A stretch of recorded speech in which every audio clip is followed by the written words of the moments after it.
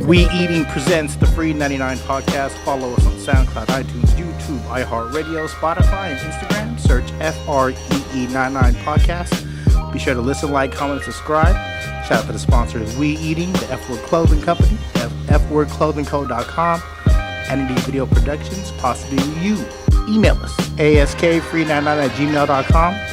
Philly Phil in the building. What up? Mono in the building. All right.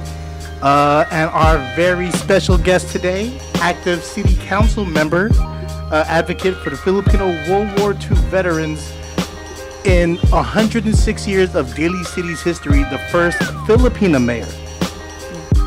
My homegirl, Juslyn Manalo. Welcome to the Free99 podcast. Thank you so much for inviting me over here. It's such a pleasure to have me chat with you all around my experience and being reconnected with you. So thank you so much. Juslyn, we were in a group picture for our prom, our prom picture. Do you remember me? Yeah. Ooh. Yeah, I have Did that you post still. it? Yeah, I did, actually, because I wanted everyone to know that I know her. Stop. Hey, from Jeff. Hey. You know what I'm saying? From Daly City. And so homegrown. Like, I remember when I ran, it was like one of the things is I'm homegrown from Daly City and wanted You're a to product get back. of that public school. Yeah. Were you Yeah. involved in student government in high school? I was involved in student government. Yes, she was. Yeah, I was secretary for our class. Class Was of it 98. one of those things that I'm you just, dating myself. Oh my gosh. I'm just kidding. That's a Was nice. it one of those things that you just knew that you wanted to do? Running for city council, I think I was about 21. You know, I went to San Francisco State, and then you realize the social inequities that were around. And I looked at Daly City Council, and I was like, how come there are like no other or no Filipino women? And I knew at local government, that's where I could institute some sort of change. So I kind of set it in my head a little bit, like, oh, one day, like, I would run for city council. But that's when I was 21. And so it was just a thought in my head, but it was around, like, how do we change the system? I didn't do it right away. I did it further down the line, but that's when it sparked some interest around how do we make sure that there's policies that reflect and honestly give back to the communities we live in. You were always like that, though, because like early off, you were an advocate for World War II, Filipino vets for World War II. How did you get started with that? So with the Filipino World War II veterans, and for those that don't know what happened to them, it was so unfortunate. They fought in World War II. Then in 1946, Congress passed an act, the Rescission Act, and deemed their services inactive. Right. Meaning like their service is not acknowledged. Pretty much slap in their faces. So when I started volunteering in South of Market and with my sorority Kappa Psi Epsilon, it was more of a community-based Filipino organization around social empowerment, women empowerment, and then also learning about your culture. That's where I learned about the Filipino veterans. And when I found out that they were fighting for their equal rights just to get the benefits other veterans receive, it was like my heart sank. Because I'm like, how could these lolos, like imagine your lolos and lolas, like fighting for something that they deserve. They were promised. Yeah. Join our army, join the U.S. Army, you know, be part of us, and let's fight the Japanese, right? Yeah. That was the Bataan Death March, all that. Yeah. My grandfather was a prisoner of war for Bataan Death March, and he's the reason why I'm here. Wow. He's the reason why we're here, because what I heard, there was two options. It was either you get paid cash up front, and then that's it, or you get your citizenship afterwards.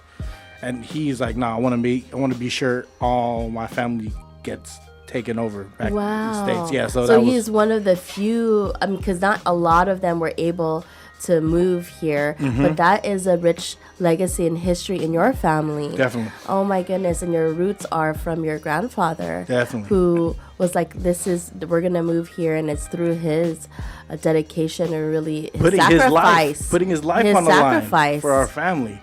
What is your Lolo's name? Augustin Fulgencio. So I'm named after him. That's my dude right there. Yeah. Oh, Yeah. that's beautiful. So you did that. Well, how long were you an advocate? Well, you're still an advocate, but how long did you do that at Soma? So I worked and there. I volunteered from 1999 to 2001, and in 2001 I got hired at the Veterans Equity Center. Oh wow! And then I stayed at the Veterans Equity Center until 2014. Wow. So You wrote that out. Wow. yeah, so it was a long time. I say my youth was there serving the veterans and the community, because that was my youth, right? From the age of 21 to 34. It was really, I talk about it. I didn't feel like I was working, like because of the work that I did, helping the veterans figure out and navigate their medical, going with them to appointments. I was just helping one of the Lolos. And so I remembered waking up, I'm like, I don't feel like I'm working because I'm able to give back. Like every day is like a family party. Yeah, and helping out a then it's like relative. just helping out and trying to translate for them. And that's where I got to practice my Tagalog. Yeah. So I'm thankful for that too. You're born here, right? I was born here, St. Luke, San Francisco. Hey.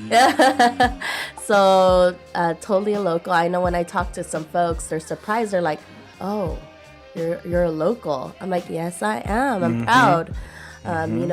My mom. The story of our history is she came here in 1974.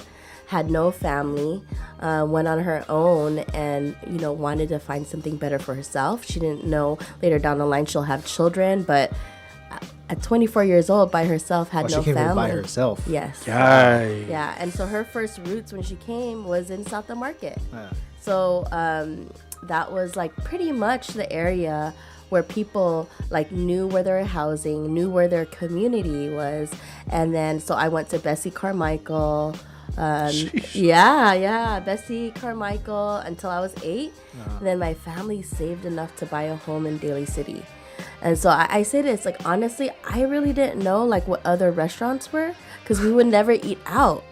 Like my family would just like cook food. Yeah. So when I went to college, it was like, I was like, what's wasabi? I remember I was like, oh shit, I'm so loaded. You know what I'm saying? But it was through that because they saved their funds and then were able to, do that dream they wanted to purchase a home. And so from 8 years old to now, I live in Daly City. And so was able to go to public schools. So Woodrow Wilson, Ben Franklin, Jefferson. You So that's all. to SF State, right? And then I went to SF State right after. Yeah. You were straight product of public school. So anyone listening, this shows that you can do it. Like it doesn't matter what school you're from. It's the determination that you have with inside you that drives what you want to do. Because you didn't know you wanted to be in like politics. No. I mean, I always knew I wanted to help people, but I never ever, I wasn't younger when, you're 6 or 7 saying, I want to be a mayor. Like that wasn't it. It was really throughout, I told you, when I was 21. But, I'm proud to be from the public school system. And you're right in what you said. Like, it's really around putting your mind to it and realizing when I talk to young people, I love talking to young people because I tell them, I said, look, find what you're passionate about. Yeah. Because when you do that, doors will open, right? When you're passionate about something, when you love doing something, you just do better at it. You love what you're doing, and then next thing you know, like another door, an opportunity opens. And don't limit. I tell them, don't limit yourself to just kind of one silo. Just open your doors, be open to learn other things, but remember to follow your passion. That's the number one piece I would say. And then doors will open for you. So just kind of fast forwarding, you didn't think of being a mayor, but how did that journey start for you? Like how did that, like how'd you know, like, all right, I'm gonna go for city council, like in Daly City at that? So all of my work has been like in the nonprofit sector, serving the veteranos. We also started an affordable housing program. In Daly City or in San Francisco called the Bill Sawyer Housing Program. You guys started that. Me and some volunteers realized, wow, all these veterans' families are coming over, but they can't live in the senior housing. Yeah. How do they access the opportunities the city already has? So we started that ground like totally from volunteers, and now it's established, and it's one of the organizations people go to in San Francisco around accessing how to apply for affordable housing. And so that's what I did. Yeah. No, I mean, it was a need. And so proud to have been able to start that, help manage it, and then at a pivotal point, felt like it was okay to leave the organization because it already had a good foundation. But with your question, like, how did it all happen? I think I always knew that I wanted to serve. And so I fell in love in working with the community, right? That was a long time. And then I always wanted to go back to graduate school. I said, it's like this. It was like, I fell so in love, I forgot about, I wanted to go back to your school. Path. Yeah, I went back on that path, got my degree and master's in public administration. And, I always knew I wanted to run when I was 21. And then the timing happened where there was an opportunity where 2 seats were open. What year was this? 2016. 2016. Yeah, it was 2016, and honestly, I think the first time you believe in putting things in the universe. Hell yeah. So the first time I put it out in the universe, like you're talking to God? 700 people. Yeah, I believe it. Like it was God's plan for me. Exactly. Because when I graduated in my master's program at State, I was one of the graduate speakers. And in my speech, that was the first time I said it out loud, that I would say I would like to become a future local legislator in the city of Daly City. And so that moment was pivotal because I was telling 700 people that I wanted to do that. My mom. At the same time, you're telling yourself this. Exactly. So my mom came up to me. She goes, Anak, did you just say that on the mic? It was hilarious because she was like, I can't believe my daughter just said that, right? But I'm thankful to God because from 2014, I believe in that too, putting things in the universe through God. Because I put it on the universe in 2014, and it manifested in November of 2016. And so, I remember seeing the first time I seen you really marketing. No, I won't say marketing. Well, campaigning for yourself was actually in front of Jeff. I was there with my in-laws. I think we're looking at furniture at that one clothing store. Yeah. And you were actually putting your promo all over the windows. All over the window. I was like, that's my own really doing it. And then my father-in-law was like, he was amazed. He was like, you know her? I was like, yeah, I went to school with her. Like she's like a friend. Like I know her. He was like, what happened to you? Yeah, like, man, look, what are you doing? Yo, you're starting furniture. You suck, dude. I'm helping you pick out furniture.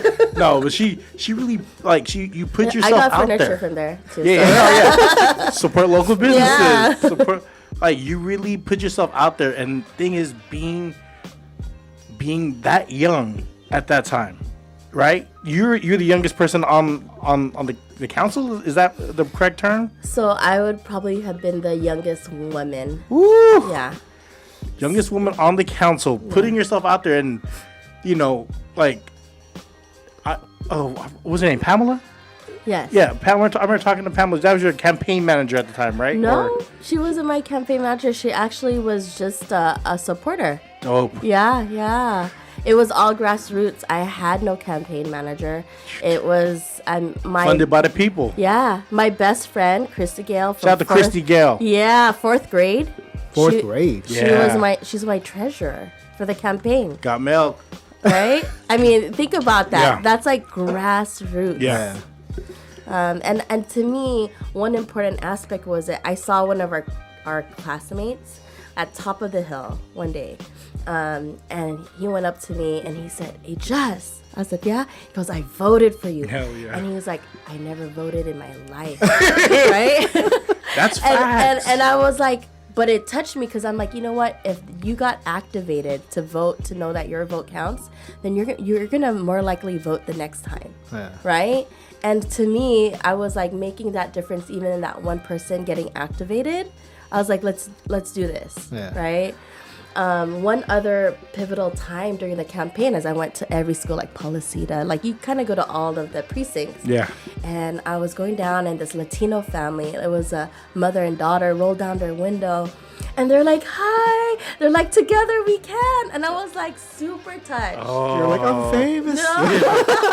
Si se puede.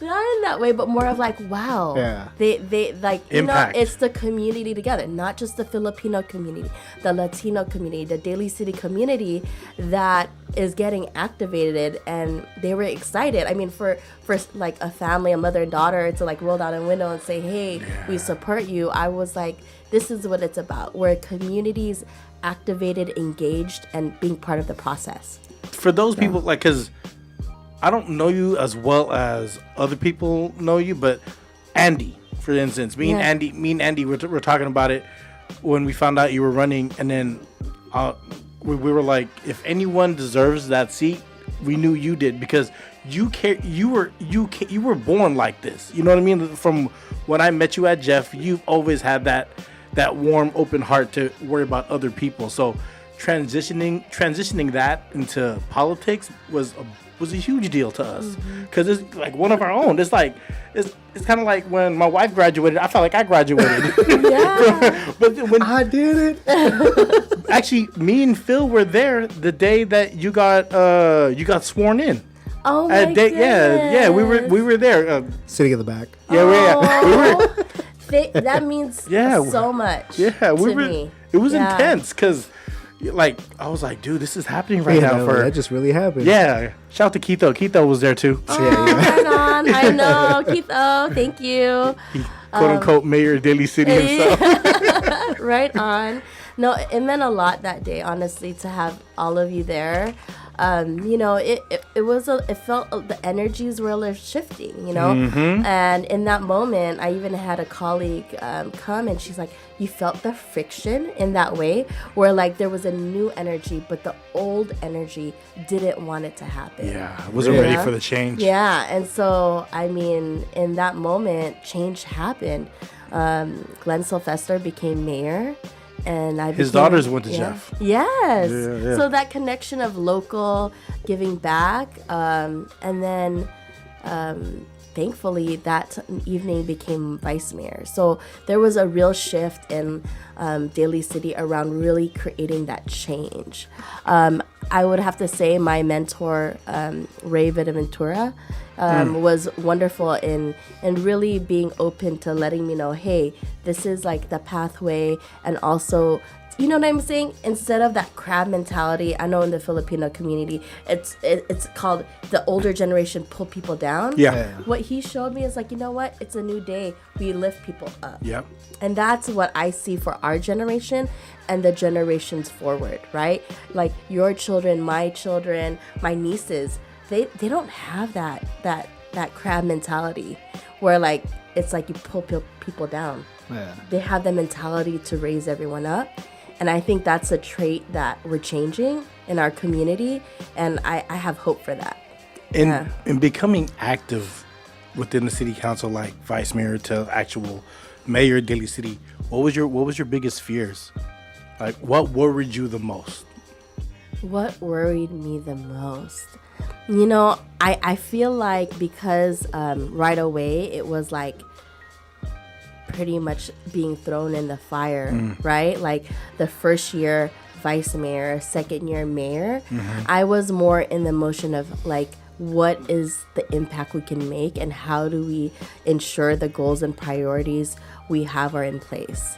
So one of the key elements were like, for me, it's like, I want to make sure that initiatives that I put forth are done, right? Like I have 1 year, because that's how it is in Daly City, to push forward like impactful legislation And that was it, you know? And for me, it was like, okay, we worked on affordable housing, how to create more affordable housing opportunities, creating below market rate housing, meaning when a developer builds, there has to be an opportunity for, below market rate units. Is there a percentage?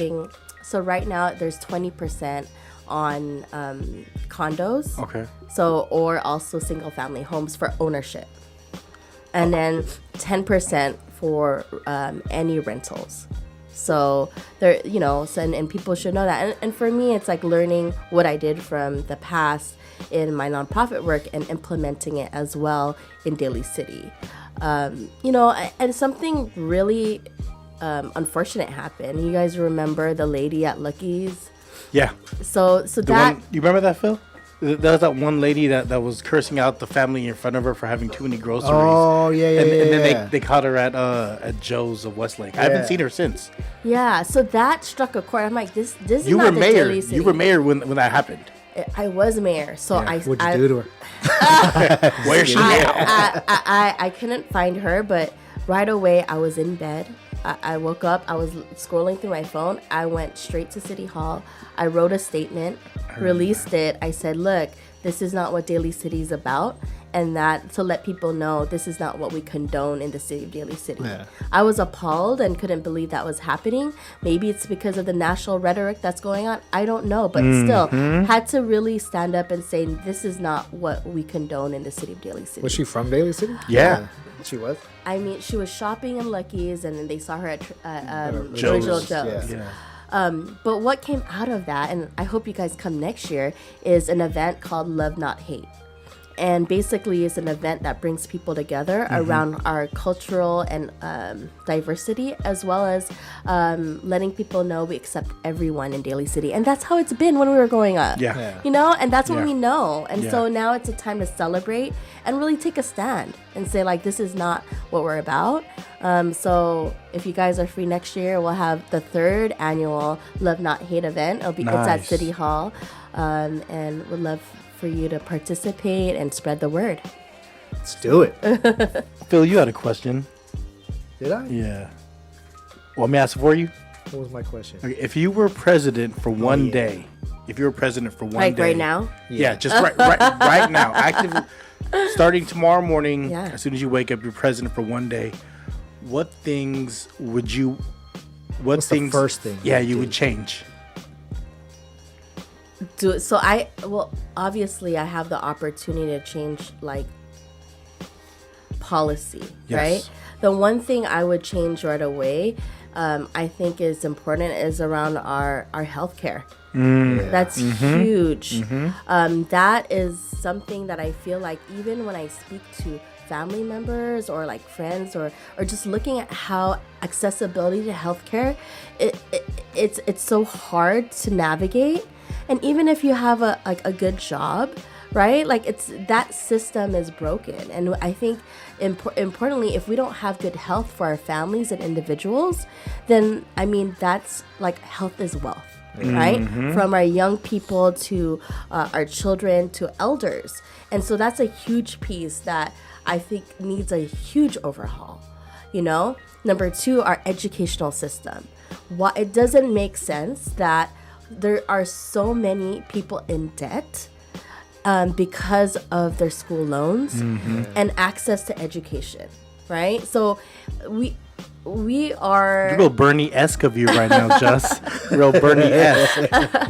I think you just asked me what I think and no, really, right? I mean, these are the root of our communities and what really society needs to address in order to ensure that our families, our communities are healthy, and number 2, that our children have equitable and accessible and education that is ready for the global environment, right? I mean, these are pieces that we need to tackle, and I think those are the two things that really come to mind right away. With you being an active member in city council for 3 years. It's 3 years. 3 years. Yeah. And seeing how the nation is reacting towards our current president, Donald Trump. What is your thoughts on him or everything that's happening, or just in general? I think the national discourse and leadership presently, it needs to change. Number one, it's rough. It's shown in both kind of the immigration policies that are reflected. Mm-hmm. There have been moments of sexism, like racist remarks. I mean, like, how do you have leadership in play where you obviously there is a disrespect towards communities, and it's you can't not do anything about it at this time, right? Like, that's why I said everyone, take an active voice. I think I see in the youth now, they're not standing back and not doing anything, right? Even with global warming, they're really making their voices heard. Yeah. Mano hates it because he's a driver, because he got caught. He caused traffic for him that day. But yeah. Yeah, it's a real thing, right? I mean, honestly, like, the youth know, like, hey, this is our future. Yeah. Right? They know this is going to affect us now and later down the line, and that's why I'm hopeful too, right? We have like intelligent young people that I am hopeful that will bring us forward. But we have to stay active. We have to show that, especially our voting numbers. Like, if there are people that have not registered to vote, register to vote. Absentee. Yeah. Let's get that shit sent to the house because I'm a bum. I just dropped where that do you shit off. Where do you vote? San Francisco. Okay. Yeah. But the wife is Daly City. Yeah. They vote as a unit. Yeah. No, I'm saying, right? Like, make sure everyone, because that just shows your power as a community. Yeah. The more registered voters, the more voters that turn out. Guess what happens? Who starts listening to the voter block? Right? It's this system that's created, and that we have the numbers. We just have to utilize it. Right? Sometimes they say it's the sleeping giant. It's like, well, no, the sleeping giant has to wake up, because you know what? We're here. We've been here, right? If we're going to talk about the Filipino community, we've been here since like 1587, right? That's a long time. Is that Manila Man? It was Morro Bay.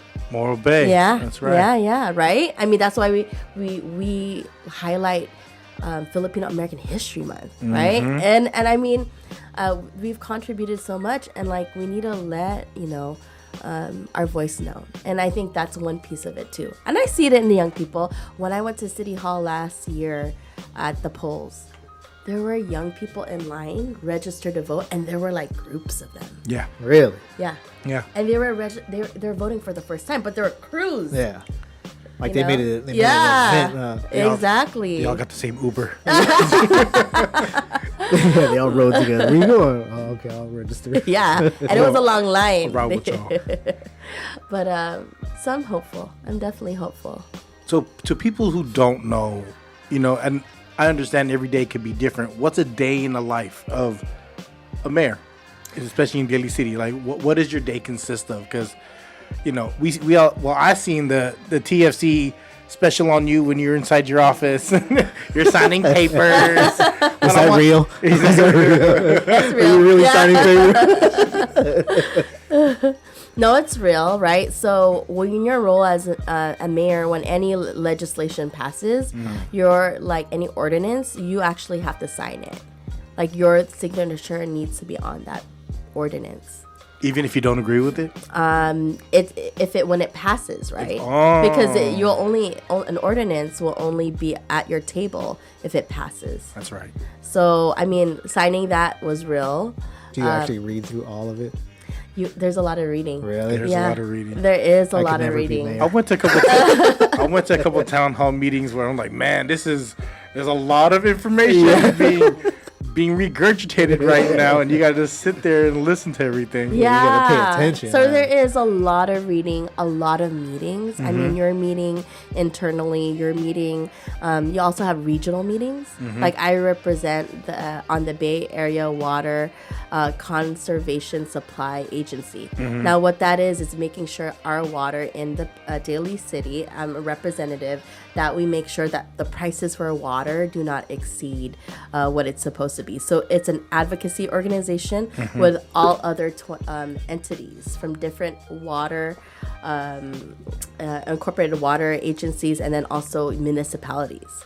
So I sit on there, and then it was really created for that there shouldn't be a monopoly on our water and it shouldn't be raised. Because at one point, it was the SFPUC that kind of had the stronghold on our water.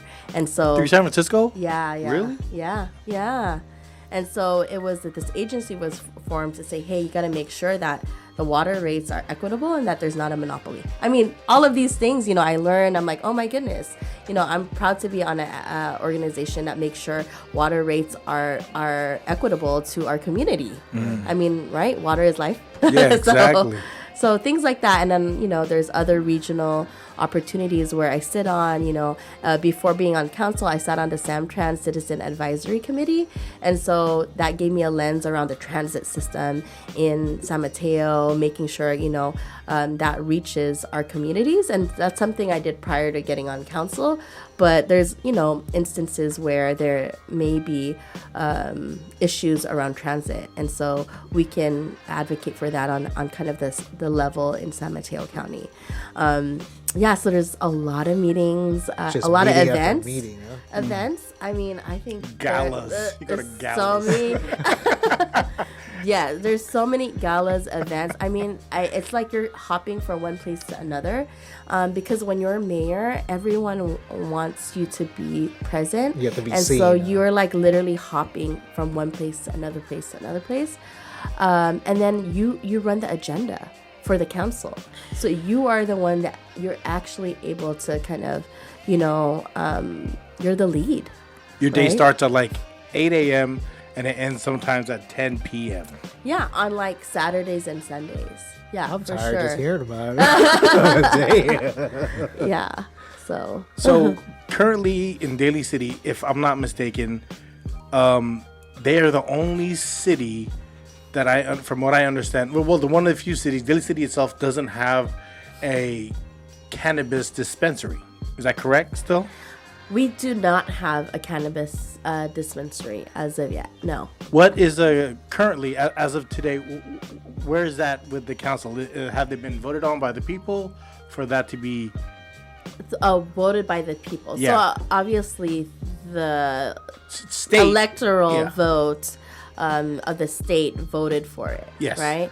And so every council or municipality is able to create their ordinance upon it. We're in the process of doing so.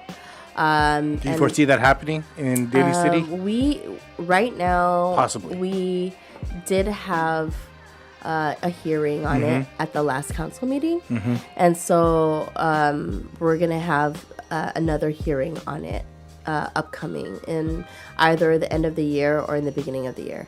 So I mean, that will determine where we go through that. And if it gets on the it's basically where we're at is figuring out location, the if parameters of where it could be held as far as the retail portion of it. And it has to be like 1,000 feet from a school, a church, or a daycare. And I think that's the ordinance. And if I understand directly, once Daly City votes, they can pick if 1,000 is not enough. If they wanted 1,500 feet away. Yeah. If I understand correctly. Well, that's what we're deciding. What is the parameters? Right now on the table, from my colleagues, it has been moved to about 1,000, right? I think it's 600 at the state, right? Okay. And so now some of my colleagues had put it on the table for 1,000. Now what we're gonna deliberate on is exactly what that entails in the upcoming meetings. Like, I mean, it's already passed by the voters, but community members also have their perspective. So it's always good to hear from business owners, small businesses, from residents to community members, right, around that.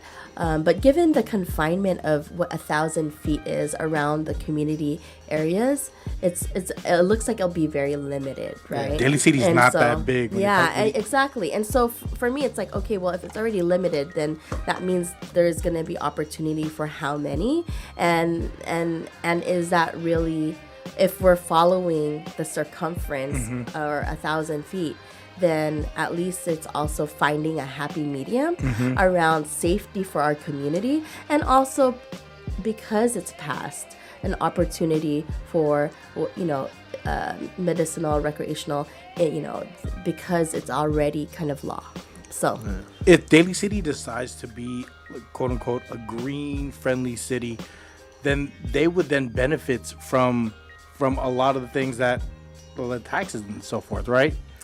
Yeah, I mean, it really depends. If it's 1 or 2 stores, then depending on how much that store revenue is really a question. But it's the state, though, right? If let's say you decide, yes, we're going to move forward and we're going to allow retail for recreational and medicinal of marijuana, like, if I understand correctly, if you decide that, the state actually gives back to the city that that decides they're going to be forward. I think they're fleshing out a lot of items, especially on figuring out like the monetary aspect of it, like the banking system, etc. All of those pieces are being figured out. Because it has to be cash only, from what I understand. Well, given the fact that federally, it's still illegal, not legal, right? So there's all these parts around it, and we're also looking at what's happening around us and in other areas and jurisdictions. So we've done a larger analysis of it. But what I've said also, and with my colleagues, we said, look, we also want to make sure there's an equal playing field with the small businesses in our community, and that understanding that the larger corporations or larger industry folks will probably have an upper hand. But how do you make sure that local businesses or entrepreneurs are able to have an equal footing? So that's one of the pieces that we've also brought up. Yeah. Dope. I hope that passes. Why is that? Stay tuned. Come to our meeting. So. No, real talk. Because if you already look at Daly City, there's so many different delivery options that deliver to Daly City, but Daly City not having their own brick and mortar to where the city could benefit, because Pacifica has a delivery service, so does a bunch of San Francisco companies, but they'll come into Daly City and do a drop off. But why have that happen to where Daly City could benefit from it itself and benefit from that? Because exactly. Me personally, at this point, we should do it. That's what I feel. You don't have. We know where your vote is at. Yeah, that's what I feel. Do you have a favorite presidential candidate in mind? As far as who besides yourself? Yeah, you're so 2020. Dub. Juslyn 2020. Well, I think I got to hear Elizabeth Warren when I went to the California Democratic Convention. Live? You got to hear her live. Yeah, that's dope. I mean, and there was a lot of different candidates as well. And then also, I know, I got to hear Bernie as well. So for me, I think, Bernie, Elizabeth Warren, those are folks that I'm definitely paying close attention to. So. How does one, because I say this all the time, because it's either me saying it to the universe or talking shit. How do I become a mayor? How do I get involved with city council to where I could have a seat, because I'm a I real one, I Just. got your first step. You are a ruler. I'm a real one. First, I got to be in Daly City because I'm currently registered in San Francisco. Oh, yes, that's number one. You got to live in Daly City. That's a requirement. So that's the requirement. You have to live in Daly City. And I think it's really around like getting involved in the community in the same manner. How are you going to give back? And then number two, if you do want to get more involved, then let me know. And like, we want more folks to get involved civically. And if there's like people that want to get involved, there's opportunities. Stop laughing, Mono. I can do this. Shit can happen. She's taking you seriously. Please don't take me. I'm ready. I'm of the people. I mean, there's also other ways to get involved. That's your end goal. But there's civic opportunities like the Filipino American Democratic Club of San Mateo County that has been around for over 30 years. Is there a Republican one for Filipinos? I'm not certain. Oh, yeah. Shade. I'm not certain. I'm gonna have to say no. Shots fired. But the OGs that created it, Tita Alice Bulos, she was like the first presidential Filipina appointed to the Federal Office on Aging. And this is like a while back in like the 80s and 90s. And she represented federally and was appointed by Bill Clinton. Oh, wow, really? Yeah. And so she started the Filipino American Democratic Club of San Mateo County. If you guys want to get involved, let me know. I'm currently the president. Hey. What don't you do? Yeah. I know a lady. No. I know a lady. But it's all of these pieces getting more people. But there's things that you're interested in. I mean, there's so many aspects. We have events in Daly City. There's an Arts and Culture Commission that puts on events. If there's something that hey, I have an idea. Also our library. Our libraries in Daly City. There's a commission for that. I'm pushing to start a small business commission in Daly City. So there hasn't been one, and I think it's important to support our local businesses, most especially since there's about over 1,000 like smaller businesses. Shout out to the F word. Yeah. So I mean, right? Like, and so you'll see that down the line. Check the PO box. So you'll see that down the line. We gotta Only support. 1,000? Huh? Only 1,000? I figured there would be more. 1,000 of like I think like Registered, right? Yeah, registered or around basically like international cuisine. Okay. Yeah. Right? What? Speaking of cuisine, what is Juslyn's guilty pleasure? What's your go-to Filipino restaurant that's not home cooking? Okay, I In know Daly my City. mom. Oh, she could throw down my mom, honestly. But if it's not my mama's house, no, I would say it's Via Mare. Really? Yeah. Top of the hill? Top of the hill. Ooh. Yeah, and Mono doesn't seem like he agrees with that. That's the first. No one's ever said that. No one's I ever was said expecting that? like Chabug or something like that. Yeah. I thought you were Good gonna say. answer. Yeah. I thought you were gonna say Phil M. Yeah. Well, yeah, of course for the barbecue. For the barbecue. Yeah. Shout out to the Guevaras. Yeah, right. But what do you get from there? Oh, what do I get to them? The kare kare is really good. Yeah. Tripe or no tripe? I'm actually a no tripe. Me But too. I Me got too. I can't do bagoong, that. right? I gotta have bagoong. What kind? Barrio Fiesta bagoong, or you like the pink like the ultra hot pink Hot pink bagoong? I like the saute kind. You know when they You put redo it, it, yeah. right? And they put the onions and the garlic and they redo water. it. That's it. I mean, I think they call it. My mom goes ritoke. Ritoke means like you get the regular bagoong, then you recook it and all of that like onion and Ooh, garlic. the remix. Yeah. Where's your family from? Where's your mom in the Philippines? My mom's from Laguna, so Not like Laguna Honda. Sorry. Laguna Beach. Laguna Beach. Laguna Beach. Philippines. Laguna, Pila Laguna, yeah. So it's Tagalog, and then my dad's from Batangas.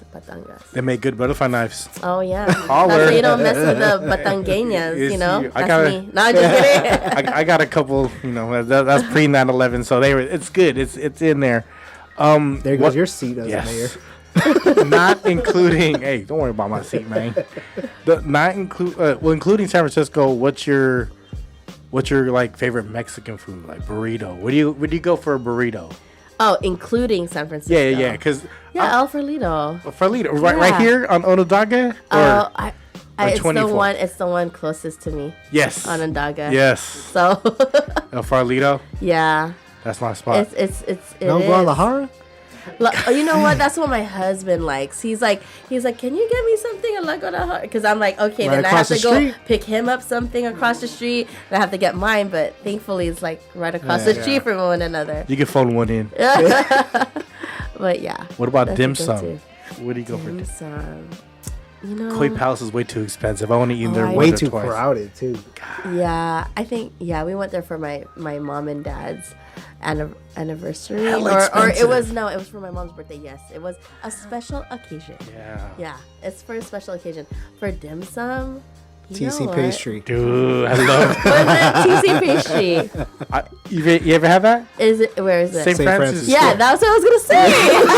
I don't know the name. Okay, I should know the name, but I just okay. know it's at the corner. Yeah. Yeah. Cash only. Yeah, Cash. it's. I hear you. I love their dim sum there. I rock with their dim sum tough. What? TC pastry. Yeah. Yeah, I know. I mean, I just know it's at the corner. They put my sign up. I think it's still there actually. Mono, do you have any questions for our Filipino mayor of Dim City? Yeah. I was thinking, like say a lot of mayors, right? Like say Gavin was known for legalizing weed. Willie, And keeping the 49ers in San Francisco. Willie was known for education, building a school, And his nice hats. And London's known for housing and stuff. If you want people to remember you, what like your biggest accomplishment, like what would you want them to remember you by? But you only had 1 year to do it, so yeah. Okay. With your future. what was, yeah. Got it. Well, I think What's your legacy? what I want people to remember is that they got access, that they regained City Hall for them, that they actually felt like this is a place for the people. That's what I want people like to, my legacy, right? That when they go to City Hall, like, no, this is where I belong and I have power too, because this is my community. So one thing I do remember is like when at City Hall we had an exhibit, and it was an art exhibit, right? And they were playing, there was a DJ, and I was last year when I was mayor, and I was like, this is what City Hall should feel like when you're coming in with music, with Like it's culture, fun. Like a school dance. exactly, right? Like, I mean, like exactly where like people feel comfortable coming in, and they know that this is their house. Right. So for me, if the City Hall is open in that manner, and folks are like, no, you know what, that City Hall, I don't know. I mean, I don't feel like going there or whatnot. But if now the gates are open, people feel like they have their voice, they have their power, and that they walk in and they belong because it's theirs, then that's the significance and difference. It felt like home. Yeah. That now City Hall's the people's hall, right? It's the people's place. It did feel like that when you got sworn in for mayor, because we were there and it was felt a like party. it was a party. It was a party. Not because I knew a lot of the homegirls that you knew, but if the energy, the vibe, like when we walked inside, I was like, I wasn't expecting this today. It was Like, loud in there. It was loud. People were laughing, having a good time. You seen the youth. You know what I mean? And then, you know, me and Phil sit in a lot of those City Hall meetings, and we see a lot of younger kids because there's a lot of things that are affecting them directly, and they're in there. And then and to me, like, it took me 38 plus years to actually attend a City Hall meeting.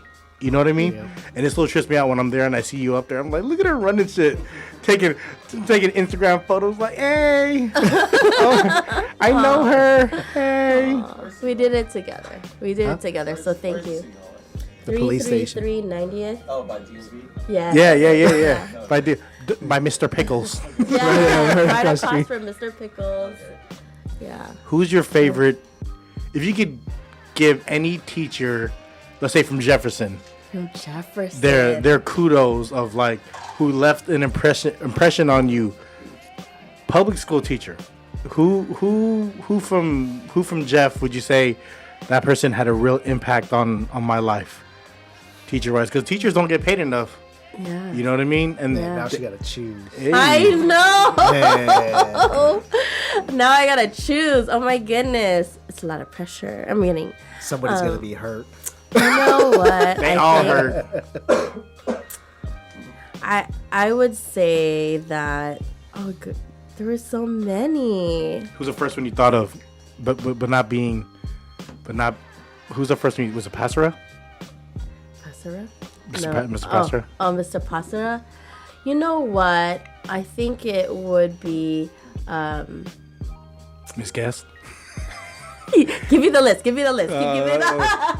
Yeah. Let's see. Give me the whole list. Who are our teachers? I'm kidding. No. I was only there for like a year and a half. Really? Year and change. No way. And half the time he wasn't there. Yeah. I was at an all boy Catholic school in the city, and then I left to go to Jeff. He did not leave. That was the best thing. To go to Jeff. Yeah. Oh. The biggest serving of humble pie to me in my life was not being was being around a public school, because I was always in a private Catholic school, and then to go to didn't Jeff. know that. Yeah, to go to Jeff. I was like, wow, this is intense, because like the school that we went to. Where'd you guys go? Reardon. Yeah. Reardon. Yeah. You guys are Reardon boys. I graduated from Jeff. Okay. But Reardon, like, that is considered on the totem pole of Catholic schools. That's on the bottom Yeah.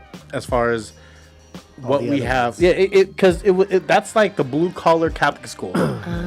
So, but we had a lot of opportunity. There was a lot of programs. When I went to Jeff, and I realized how much they didn't have, and how much like public schools kind of like, you kind of do it, and then the teachers really had to care, and then a lot of teachers really did care. Yeah. It was different because it was genuine. They were almost fighting with you to be like, hey, come on, do your work, like, Yeah. come Do something with on, yourself. you know what I mean? Yeah. And kids, like, especially high school kids, can be dicks, right? Yeah, out to the teachers. Yeah. And no, you're right. The teachers really had to want to care and be there. Miss Takarabi. Miss Takarabi, yeah, she was one of the teachers. But you know what? It was actually, I think, a coach, Alvarado. Oh, Right. So I ran cross country. I was a cheerleader, and then I fell in love with running. So I quit cheerleading. Who loves running? we gotta bring up that high school yearbook. So I fell in love with running, and I did cross country and track. And what I saw is like, every meet, like that was a teacher that cared, right? Before a meet, like, okay, The Filipino one. Everyone. No, that wasn't her. No, Alvarado. So he coached Alvarado. Oh, yeah, okay. Remember him? Yeah. Yeah, Okay, track. yeah. But I felt like, cut okay. PE. No, I had a dick But he was one, not all of them, but Takarabi, yes, she was always like there and supportive. Miss McLean? Miss McLean, yeah. Remember her? Yeah. She would bring her daughter. She would. Yeah. So I would say like that. Miss She would. McLean. She would. Miss McLean was a teacher beyond, like, I would say I didn't realize how impactful what she was trying to do. So she brought us all the way to Oakland Hills, and then we went to a seminar, all student government, to work with an African American organization around like self-actualization. It was some deep stuff, and like she accessed that for the student government at Jeff. Like, I thought about it. We had a retreat. We went to her network. She opened it up. And what we processed there was, some real, like, deep things around social equity, around personal struggle, and all of that. So I mean, she brought that to the students, and she didn't have to. So you're right. You know, we had teachers that cared. And her daughter, I'll never forget her. She knew like vocabulary words that were like insane. Like, remember? She would walk around and like, okay. She was like only 3 or 4. Yeah, she was a baby. She was young. Yeah. But Who's that one black teacher? She was a lady that had that corner class. Everyone would go to her classroom just to kick it. Oh my God. I know her son. All right. So if you're we're going back trivia time. Memory lane. Oh my gosh. The one closest, 20 years ago? Yeah. The one closest to the pool. Like you could see the pool entrance to the pool from her classroom. Like if you looked out. Her classroom looked out to the football field. Okay.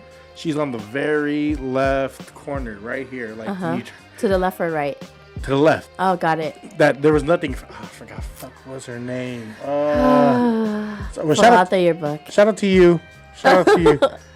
Shout out to you. I thought, you know who I thought was a dope teacher? I thought, Who? Yeah, Mr. Korea. Watching Spanish movies all day long. I'm just kidding.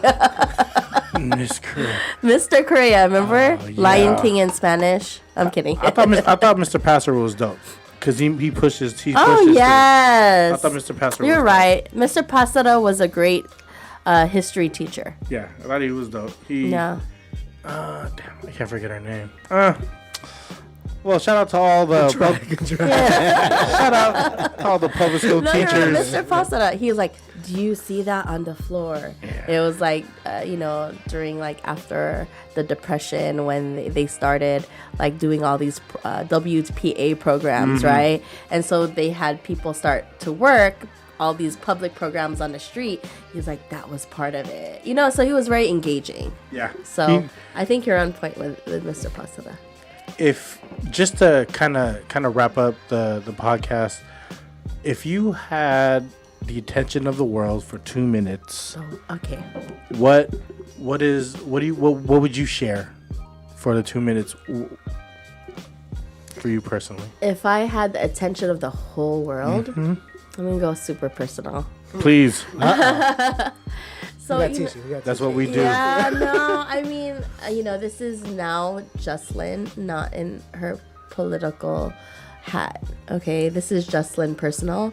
And Mother, daughter, sister, yeah. wife. And it is, I am a believer of God and Christ, and if I had the world to listen to me for 2 minutes, I would say that that Jesus loves you, and that there is a love beyond what you can imagine if you just believe, right? And that's me as Juslyn, not in my role, because I've seen that across my youth, from being like accepting God in my heart since I was 14 to now, right? Like I've seen how amazing his hand has been throughout my life, and it's something I cannot shy away from, and I wouldn't be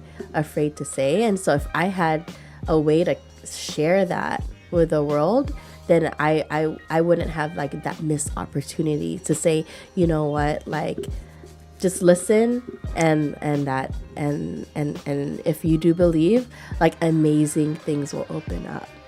You've always put your faith first in everything you did. As far as I remembered, you've always put your faith first, and that was deep. Philip, anything, Philip? If any of us three got in trouble in Daly City, can we drop your name? Hey, come on. Can we drop your name? You guys won't get in trouble. I know you guys. No. Too old for that shit now. You lucky you weren't in it in the 20s, because I'd have been like, hey, I need a little help over here. I'm texting my friend right now. She's gonna come get me, okay? What are you? You guys are all professionals, right? Yeah. All three of you. Model citizens. Fathers.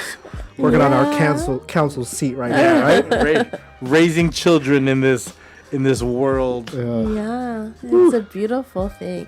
I mean, I have Ethan, and I'm a new mom, and he's gonna be 1 year old in the end of November. He was on my son's birthday because Janelle brought him. Oh my Yeah. goodness, that's right. Janelle was watching him for the weekend. You were at a gala or something. It was hella funny because I was walking by him. I was like, "Whose baby is this?" And I looked at it, I go, "Oh, that's Justin's baby. This is Justin's baby." Right, it's a village. It's a village, Yeah. and I think that's what I'm thankful and grateful for, that I have a community that also helps me raise Ethan when I have to do my duties as a councilwoman. And so I'm thankful for the love that my sisters and community members have given when I do need that extra help, and I'm thankful for that. Were you pregnant during your being a mayor? I was pregnant. Sheesh, stress on a million. Hey, you put that on top of being mayor? I was pregnant, yeah. So everywhere I went, he was in my womb. I mean, from doing, speeches to meetings. I think one time I was speaking with a union on issues. All of a sudden, he really kicked hard. I said, "I'm sorry." I said, "He just kicked, and he never kicked like this." I had to tell all the union members, and I think he was listening.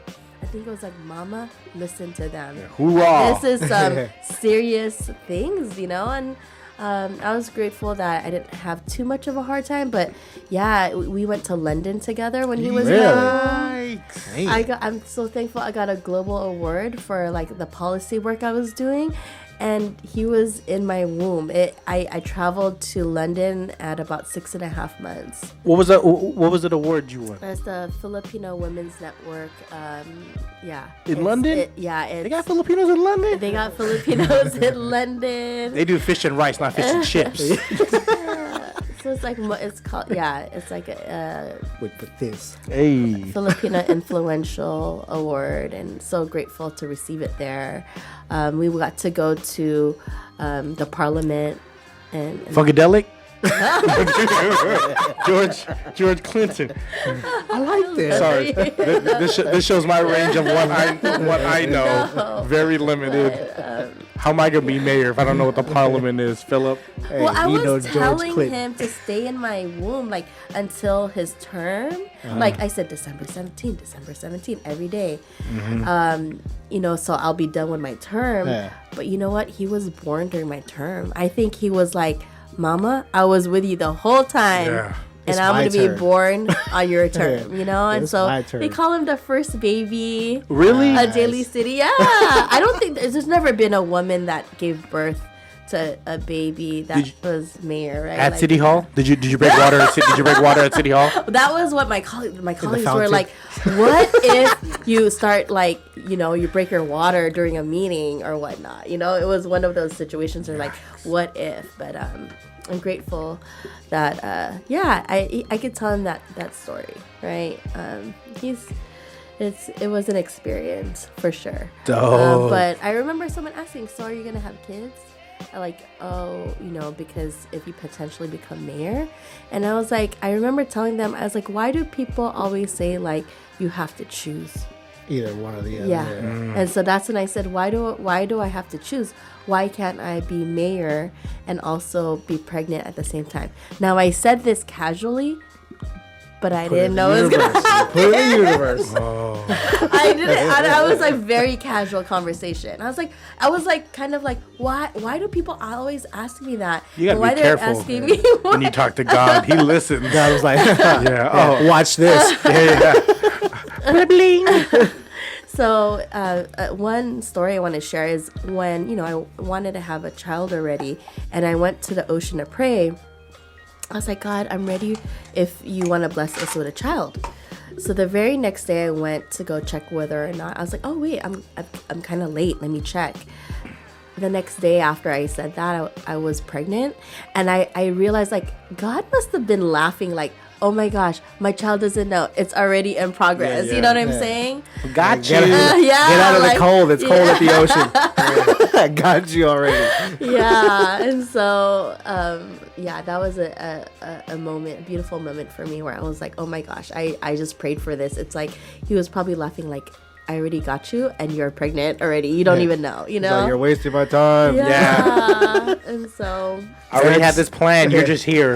Next prayer. Let's get it over with. yeah. Baby number 2? During the next term. I would. You're putting it in the universe. Juslyn 2020. You heard it here first. Baby number 2.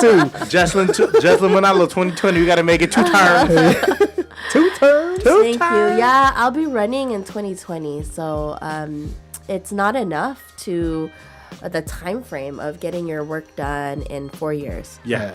You know, it's pretty short. So I am going to be running again in 2020. Please spread the word. The work is not over. What's your Instagram or where they can follow you to be sure to keep up with you so they know when to vote, they know how to get down or how to it's see what you're doing? City Council. I will forward it, but Yes. it's my Facebook. If you just Google Council Member Juslyn Manalo. Flex. Council. Yeah, and then Instagram's also Council Member Juslyn Manalo. Flex. I'll change my IG handle. Yes. Be like soon to be council member Gus. Yeah, get engaged, get empowered, and give back. I think. Get engaged, get empowered, give back. This is Juslyn Manalo on the Free99 podcast. This is our first council member. Shout out to Juslyn Manalo. Oh, thank you. Free99 podcast. Be sure to follow us on Instagram, YouTube's, SoundCloud, iTunes, iHeartRadio, Spotify. Any last words, Miss Nalo? I just want to say thank you. Thank you so much. Also, one last thing for Please. folks out there. Remember that the census is coming up and that everyone needs to fill that out because our communities count on that, on federal, local dollars. So make sure you get counted for Census 2020. Census 2020, Juslyn Manalo 2020, Baby Free99 number 2. podcast. Thank you. Thank you so much. Baby number 2. Thank you so much.